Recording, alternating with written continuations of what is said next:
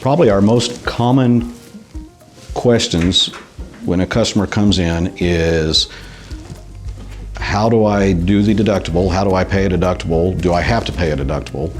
What is that about? And then, what am I going to drive while the car's being in for repairs? How do I get a rental?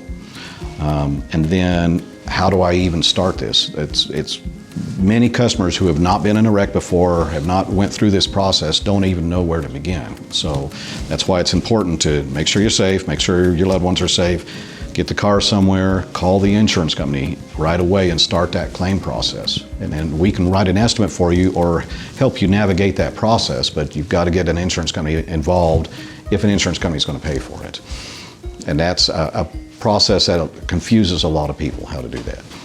Sometimes people are confused and want us just to take over the process and create the claim and take care of it for them. And many times we would like to do it. If I have a 77-year-old lady that's a little confused because she's just been hit, I want to do it all for her. But the truth is the insurance company has to talk to who's involved in the accident. So if you got in an accident and you had your car towed to us, and you want us just to take care of it, we can't take those next steps. You have to call the insurance company. You have to say, hey, I'm Joe Smith. I just got in an accident. Your driver Bill hit me. I need to get this car fixed. I need a rental car.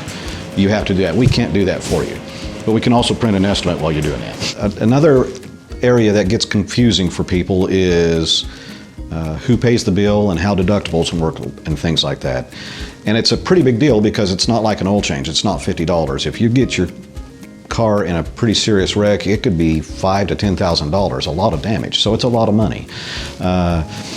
Typically what happens is if the other insurance company that's involved, whoever hit you is paying for it, you will have no deductible. You won't owe anything out of your pocket. They'll pay for all of it.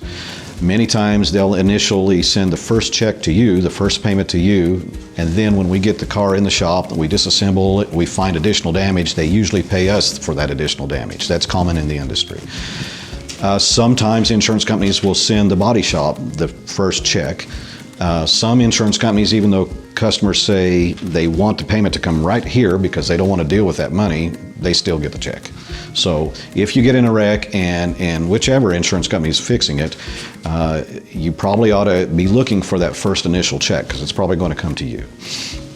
Deductibles are interesting because it's not like it is where in health insurance where you pay a $50 deductible and all that. If your insurance company is fixing your vehicle, you're going to pay a deductible. If another insurance company is fixing your vehicle because they're responsible, you'll pay no deductible. If your insurance company is fixing your vehicle, you pay the first, whatever the amount of deductible is. So say you have a $500 deductible, you pay the first $500 of the repair, the insurance company pays the remainder. So you always have to pay that deductible. They expect you to pay that first amount and then they pay everything else. We don't expect you to pay that deductible until you pick up the car.